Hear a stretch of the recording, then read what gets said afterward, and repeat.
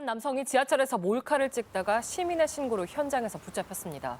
이 남성은 몰카를 단속하는 여성 청소년과 소속 현직 경찰관이었습니다. 주민센터에서 일하는 공무원이 여자 화장실에 몰래 카메라를 설치해두고 여성 민원인들을 찍어오다가 경찰에 붙잡혔습니다. 어제는 공무원이 몰카를 찍었다는 소식 전해드렸는데 오늘은 초등학교 교사들이 현직 판사가 지하철에서 여성의 치마 속을 몰래 촬영한 혐의로 경찰대생이 술집 화장실에 몰카를 설치했다 적발돼 산부인과 의사가 환자를 몰래 촬영하다 집안 곳곳에 카메라를 설치해서 여성들을 몰래 찍어온 30대가 아파트 옥상에 숨어서 오피스텔에 사는 20대 여성을 몰래 찍은 공공기관 직원이 경찰에 붙잡혔습니다.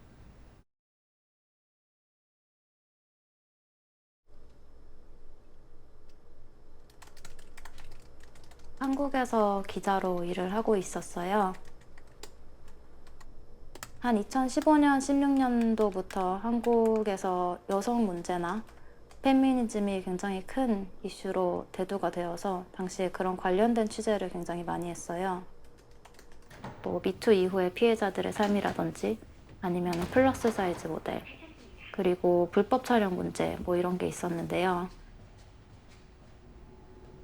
당시에 한국에서 불법 촬영 문제가 굉장히 큰 이슈가 되어서 저도 기자로서 관련 전문가들도 만나고 활동가도 만나서 어떤 문제가 있는지 이 관련 이슈에 대해서 심층 취재를 해왔어요. 그리고 피해자분도 만나서 어떤 피해를 입었고 경찰한테는 어떤 도움을 받거나 받지 못했는지 이런 얘기도 직접 들었어요. 불법 촬영이라는 것 자체가 상대방의 동의를 받지 않고 그 사람의 신체를 촬영을 해서 유포를 하는 거를 말을 하는데, 불법 촬영 문제가 이렇게 커지기 전까지는 그냥 그럴 수도 있는 거? 그게 범죄라는 인식은 당연히 없었을 뿐더러 그냥 되게 자연스러운 남자니까 하는 뭐 그런 생각들이 되게 많았던 것 같아요. 선생님 안녕하세요. 오늘아 고생하셨어요. 네, 와주셔서 너무 감사하고요. 우선 그 있었던 사건에 대해서 좀 얘기를 좀 해주실 수 있을까요? 이제 한동안 불법 촬영 관련해서 뉴스도 나오고 이슈가 많이 되면서 이제 학교 측에서 이제 학생들에게 어떤 불법 촬영물들을 확인해 보라고 공지를 주셨고 어떤 리스트들을 받아서 이제 확인을 했는데, 그 URL을 받아서 들어갔는데 이게 뭐 제가 뒤져본 것도 아니에요. 그냥 바로 홈페이지 첫 번째 화면에 딱 이렇게 제가 있었어요. 4개를 찾았는데 조회수가 20만 회, 뭐 10만 회 막 이렇게 많더라고요. 그리고 20만 조회수인 영상은 그 제가 확인하기 한 4일 전에 올라온 영상이었던 거예요. 거기 진짜 수많은 영상들이 진짜 많았어요. 막 화장실에서도 볼일 보는 모습이 찍히기도 했고, 뭐 이제 성관계하는 영상도 찍혔고, 막 지하철에서 막 이렇게 그런 것도 찍혔고, 그 이후로 그 집에 사는 게 진짜 너무 무섭다고 해야 하나? 제가 서울에서 지금 학교를 다니는데도 그냥 너무 무서워서 지방으로 이사를 갔어요. 지방에서 부모님이랑 살면서 그냥 서울로 통학을 하게 됐고, 저 나름대로 뭔가 트라우마가 생겨서 그 이후로는 어떤 공중 화장실을 최대한 안 가려고 하고, 평소에 갈 때는 제가 마스크를 챙겨 다녀요. 그래서 너무 급할 때는 마스크로 그냥 얼굴을 다 가리고 볼일을 보거든요.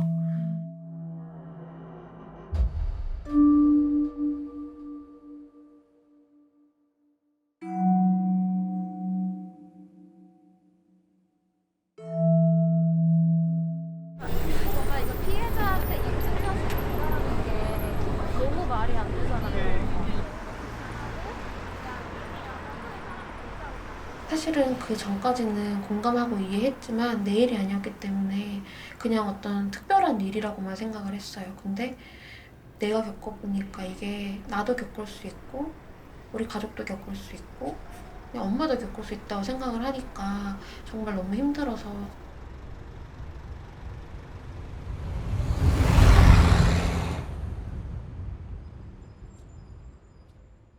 취재를 하면서 활동가분을 만나서 얘기를 들었는데 정말 놀랐던 거는 그분은 열어본 것들도 어딘가에 촬영된 게 돌아다니고 있을걸요? 이런 식으로 말씀을 하시는 거예요. 에이, 설마 그 정도여도 내 거는 없겠지. 그냥 남의 얘기일 것이다.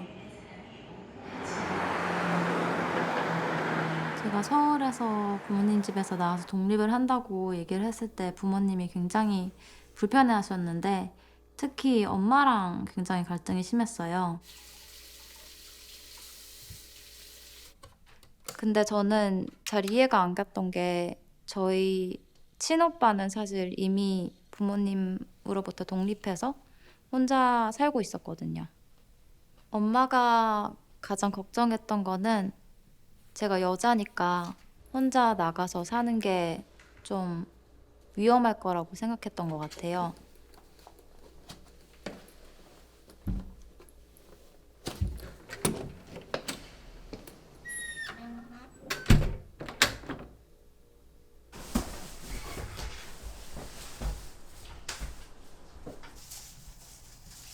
그래서 꽤 오랜 시간 부모님을 설득을 해서 결국에 독립을 하게 됐어요.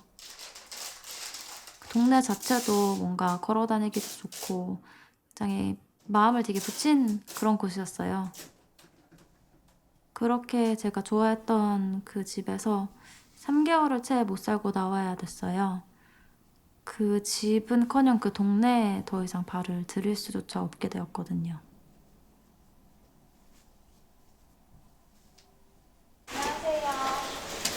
안녕하세요. 자주 뵙네요. 예, 또 뵙네요.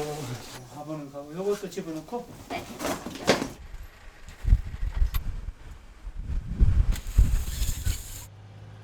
그날도 일하고 퇴근해서 집에 온 평범한 날이었어요.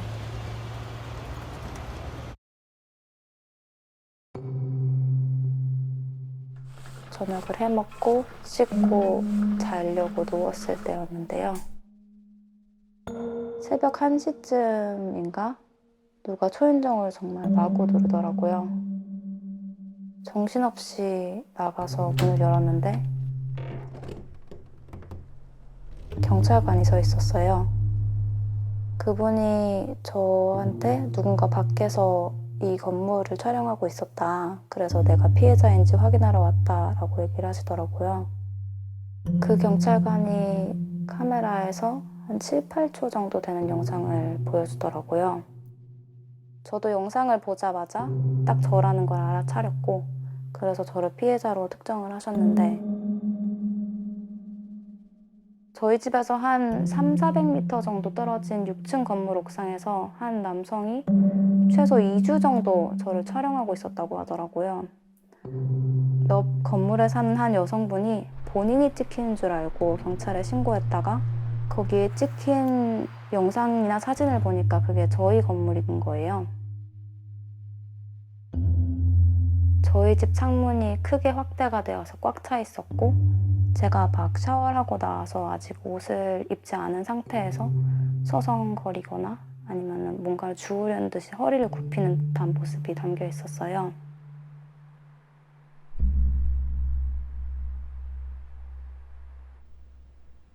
그렇게 경찰이 가고 저는 당연히 그날 밤은 잠을 거의 자지 못했어요.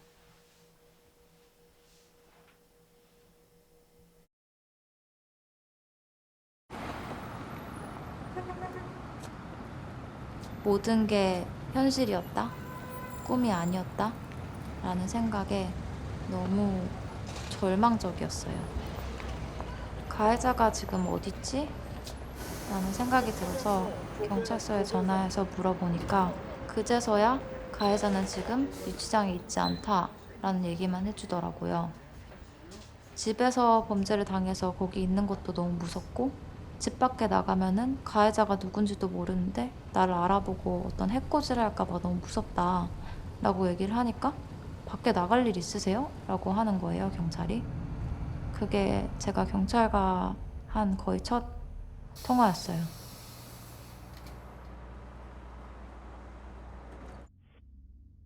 그 당시 제 말로는 여성분하고 싸워서 우연찮게 올라갔는데 그때 보여서 단지 자기는 호기심에서 줌으로 땡겨서 보기만 했고 찍은 것은 아니고 그걸 땡기기만 했던 거고 족폭은 아니고 직업도 일단 있고 올해 10월달 결혼을 한다고 하더라고요. 신상에 대해서는 어느 정도는 깨끗한 것 같았었는데 그 사람은 제가 일단 어떻게 생겼는지도 알고 제가 어디 사는지도 알잖아요. 그런 그러더라고. 사람을 바로 집에 보냈다는 거 정말 말이 안 된다고 생각하거든요. 제가 이렇게 이해를 하다가 뭐 그 사람이 와서 저희 집에 와갖고 뭐라도 하면 그때 와서 어떻게 하실 건데요? 아니 경찰관님 좀 상식적으로 좀 생각을 해주셨어야지. 네, 저는 경찰관은 법적 근거에 있어서 제가 임의적으로 법을 창설해서 할 수는 없어요. 아무리 피해자가 그렇더라도.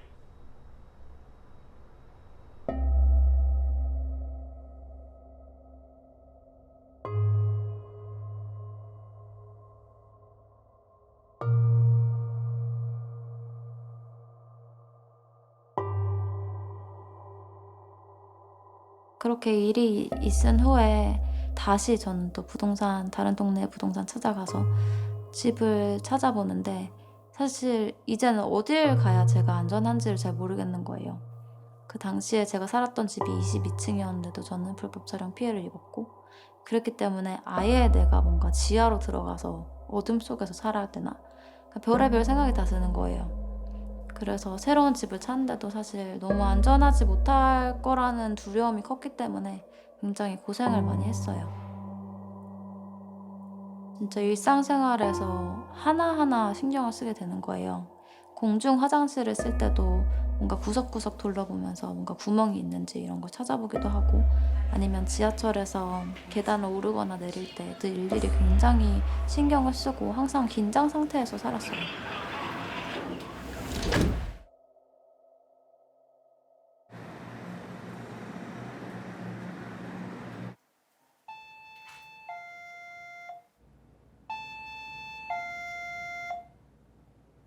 오빠가 그쪽에서 하는 걸 내가 이렇게 잡아주면서 보고 내가 만약에 못 끼면 오빠가 와서 끼워주면 되잖아.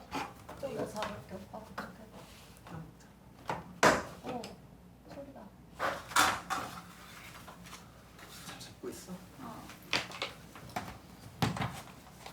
된 거 같은데? 좀 떨어지면 안 돼. 아니 물려 있어. 물려 있어? 됐다.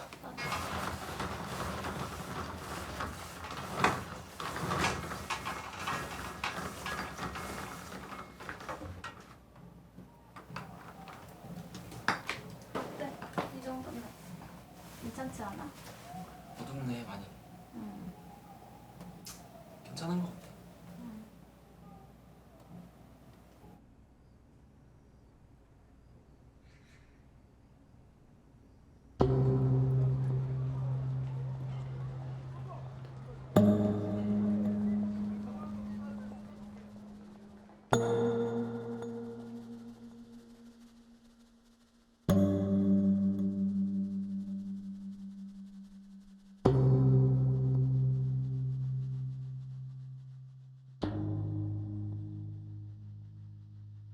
가장 문제가 될 수 있는 부분은 피해자에 대한 의식 없이 놀이처럼 지금 진행이 되고 있다는 게 가장 큰 문제라고 생각합니다. 대부분의 가해자가 남성이고 이미 대부분의 피해자가 여성이라면 이거는 젠더 의식적인 면에서 저희가 접근해야 할 필요성이 꼭 있는 부분입니다.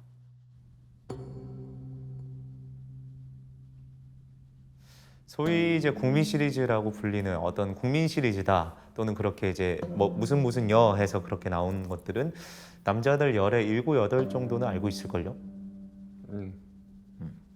좋아요 누르고 서로 공유해 주십시오 형님. 감사합니다 형님.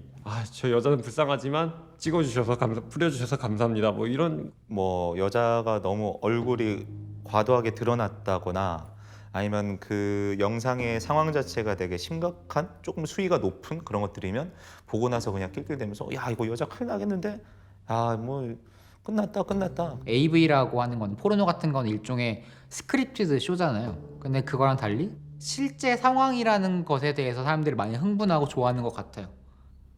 그런 상업적으로 제작되는 거는 뭔가 직업, 그러니까 일을 하는 것 같은 뭔가 그런 느낌이 들 수도 있잖아요. 배우가 누구든지 간에 짜고 치는 건 싫다. 짜고 치는 고스톱은 싫다. 정말 자연스러운 진짜 리얼이 좋다. 나는 보는 입장이고 저 사람 보여지는 입장이니까 거기서 나오는 권력과 폭력? 그런 쾌감이 아닐까 싶긴 해요.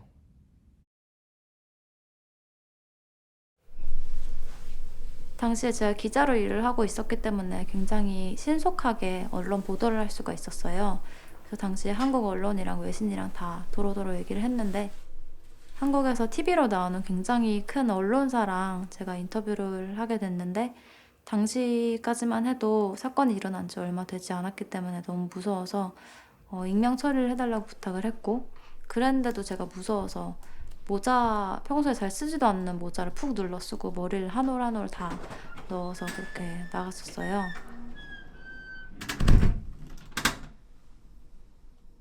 그렇게 집에 바로 보내면 증거인멸에 우려도 있지 않느냐 했더니 그러면은 자기가들이 뭘 해주길 바라냐고.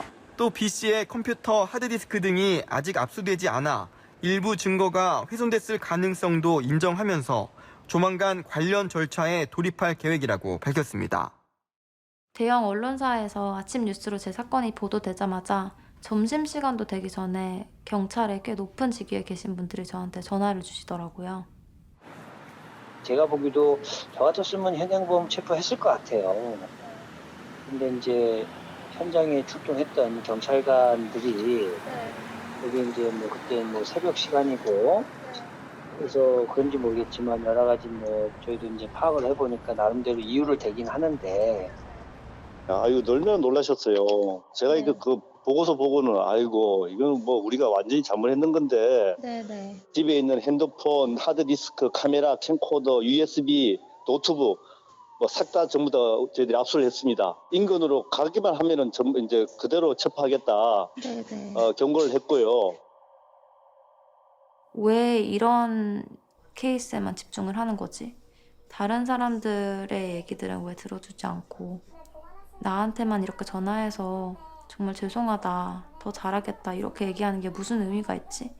저한테 되게 약간 특별 대우같이 해주시는 거예요. 그러니까 제가 살고 있던, 머물고 있던 동네들 주변에 몇 시간마다 순찰을 해주겠다. 그래서 그런 식으로 저한테 해주니까 언론에 보도할 여유가 없었던 피해자들은 그럼 어떻게 되는 거지? 나는 운이 좋은 건가? 이렇게 해주는 것에 나는 감사해야 되는 건가? 이런 생각까지 들더라고요.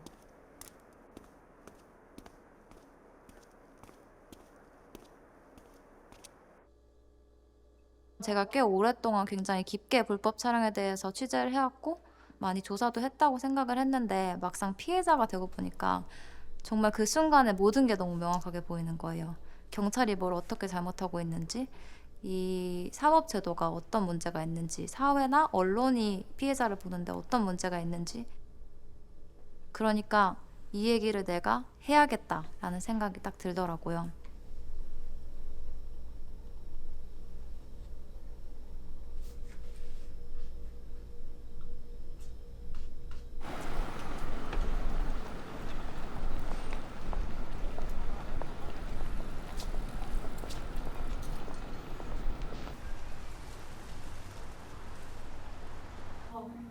수사를 계속 하는 게 너무 불편하고 그 사람이 어떤 거 내 영상 이런 거를 본다고 생각하는 게 너무 싫어가지고.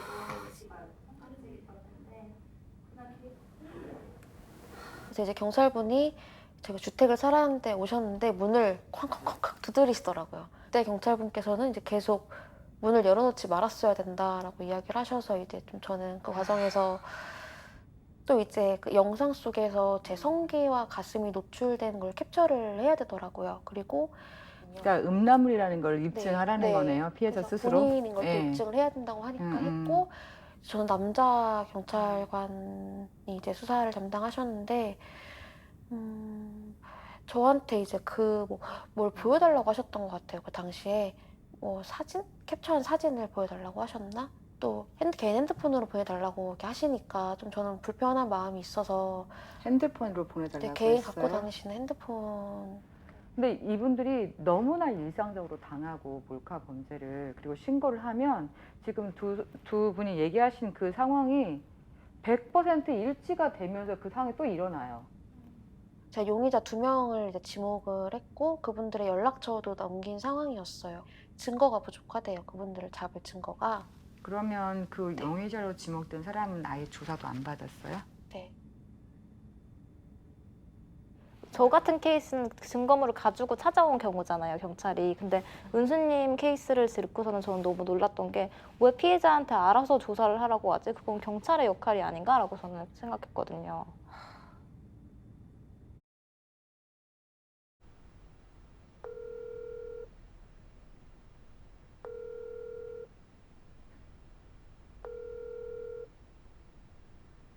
네, 지영 씨 안녕하세요. 네, 오랜만이에요. 이번 주 중으로 이제 영장 실질 심사가 이루어질 거예요. 네. 저 말고 또 다른 뭔가 찍힌 사람들이 있다는 말씀이신 거. 네.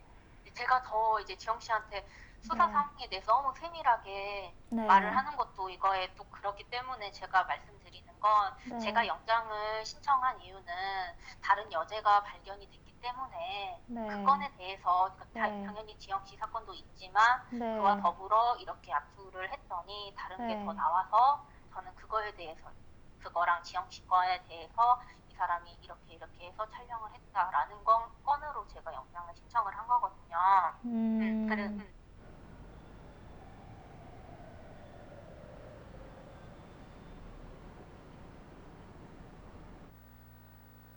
몰래카메라 범죄가 근절될 기미가 안 보입니다. 화장실 몰카 영상이 워낙 많이 떠돌다 보니 작은 구멍 하나도 불안할 수밖에 없습니다. 급기야 이 구멍을 막는 안심 키트까지 나왔습니다.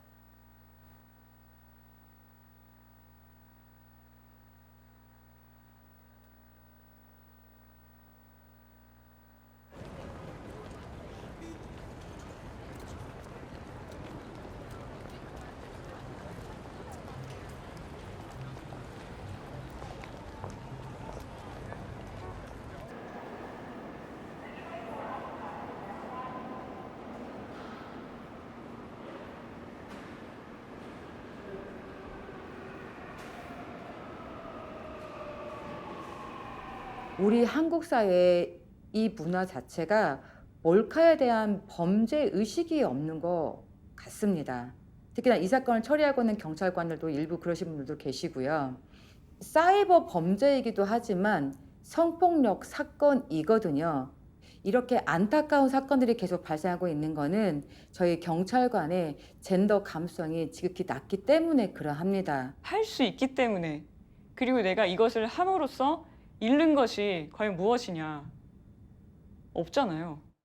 대부분의 불법 촬영 범죄 관련 형량이 벌금으로 그치고 있고 실형을 선고받는다 하여도 집행유예로 그치는 경우들이 대부분을 차지하고 있어서 잠재적 가해자들 입장에서는 할 수 있는 일이 되는 거예요.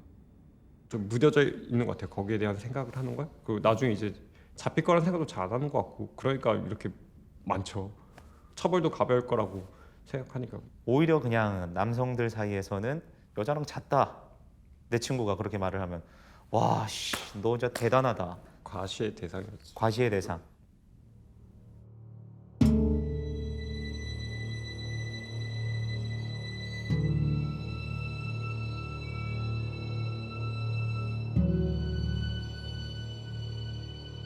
불법 촬영 사건이 다시 한번 전국적으로 한국 사회에서 주목을 받게 된 하나의 사건이 있었어요. 2018년 5월에 한 대학의 남성 누드 모델이 휴식을 취하는 중에 한 여성이 그 모습을 찍어서 온라인에 유포한 사건이었는데요. 이 사건의 특이했던 점은 다른 불법 촬영 사건들과 달리 남성이 피해자였고 여성이 가해자였던 사건이었기 때문이었어요. 경찰은 굉장히 신속하고 적극적으로 수사에 임하면서 많은 인력을 투입을 했어요. 수많은 여성 피해자들, 그리고 제가 피해자로서 느꼈던 점은 그동안 경찰의 불법 촬영 피해를 가지고 가면 가해자를 찾을 수 없다, 증거를 가져와라, 이거는 해결할 수 없는 문제다, 이런 식으로 얘기를 계속 들어왔었는데, 나아가서 언론 같은 경우에도 경찰서에서 조사를 받고 나오는 가해자의 모습을 담기 위해서 경찰서 앞에 수많은 기자들이 진을 치고 있다든지, 이번 사건은 정말 뭔가 연쇄살인범인 것처럼 굉장히 흉악한 범죄인 것처럼 다루기 시작했어요. 지난 10일 남성 모델의 누드 사진 유포가 신고된 지 6일 만에 여성 모델 안모 씨가 체포됐습니다. 바로 다음 날 구속영장 신청, 그 다음 날에는 바로 구속됐습니다. 피해자에게 하실 말씀 한 말씀만 부탁드립니다. 비교적 신속한 수사였습니다. 그래서 이걸 보기 시작한 여성들은 뭔가가 잘못되었다. 이렇게 경찰은 수사를 할 수 있었고 가해자를 찾을 수 있었고 증거를 찾아서 검거를 할 수 있는 그런 거였는데 그동안 하지 않았던 거구나. 그런 걸 느끼게 된 거였어요. 여성 유죄, 남성 무죄, 성차별 수사 중단하라! 하는 놈도 일리 없이 자살자가 몇 명이냐 책임지고 보호하라!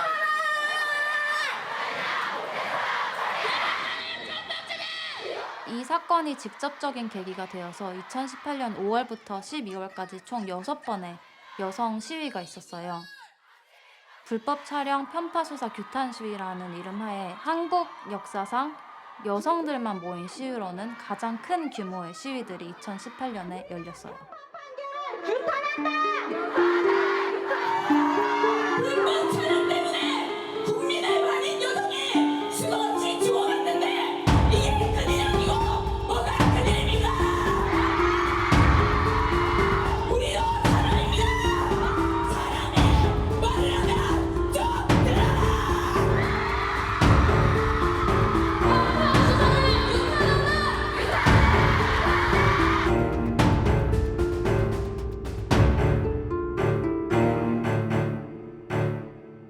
제 사건이 있은 후에 한 열흘 후에 8월 시위가 열렸어요. 그때도 취재를 하러 나갔는데 너무나도 더운 날이었는데 정말 많은 여성분들이 전국에서 버스까지 대절해서 모여서 목소리를 높였고 취재를 하러 걸어가는데 정말 울컥울컥 하더라고요.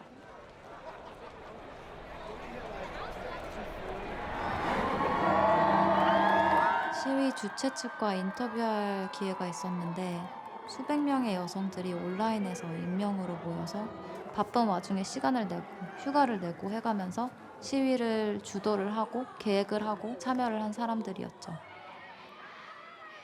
그 시위가 정말 많은 것들을 바꿨어요. 이거는 우리가 주도권을 갖고 싸워서 이겨야 된다라는 그런 인식으로 전환이 되었어요. 네, 저한테는 정말로 그 수많은 여성들이 없었더라면은 저는 정말 외롭고 그냥 나밖에 없었을 거라는 생각이 드니까 그냥 제 앞에 있는 정말 그 많은 여성분들이 너무 고맙더라고요.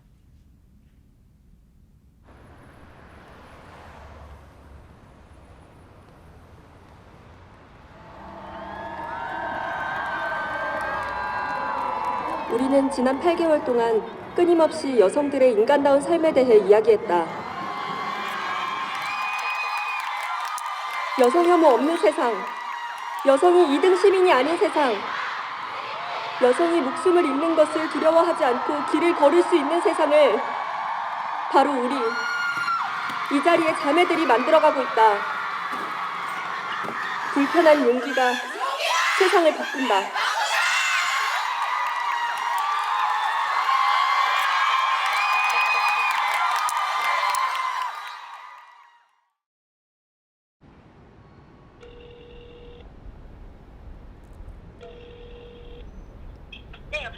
네, 안녕하세요, 변호사님.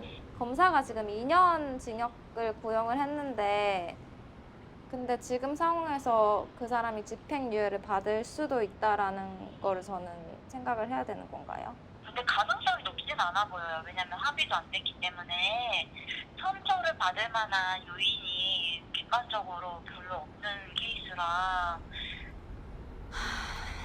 네, 알겠습니다. 감사합니다. 네.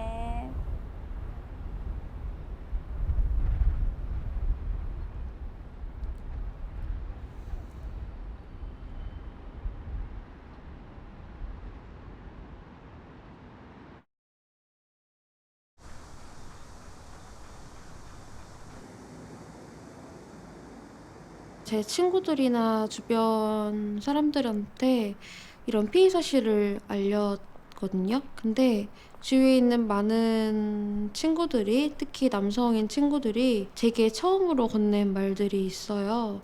네 남자친구는 어떻대? 너 결혼은 할 수 있어? 너 그 영상 아무도 너인지 모를 텐데 그냥 모른 척하는 게 어때? 법과 제도들이 피해자를 대변하고 있지 못하다는 걸 깨달았어요. 그래서 저는 입법기관에 들어가기로 다짐했습니다. 이런 법과 제도에 성인지 감수성이 담길 수 있도록, 또 여성들의 공적 진출을 할 수 있도록 노력하고 싶은 목표가 생겼어요. 대학교 때 1인 주거 원룸에 살던 저는 불법 촬영 피해자가 됐습니다. 국회의원 후보자로서, 그리고 한 사람의 디지털 성범죄 피해자로서. 차 마시고 차 마실래? 커피 마실래? 난 차 마실래? 커피 안 마시고 싶어. 커피 안 마셔? 엄마야 차랑 그러면은 차 마시고 엄마는 차랑 커피랑 다 마시고. 엄마 나 이거 길이 못 자라. 그때 내가 불법 촬영 일이 있었을 때 엄마한테 내가 연락을 안 했었잖아.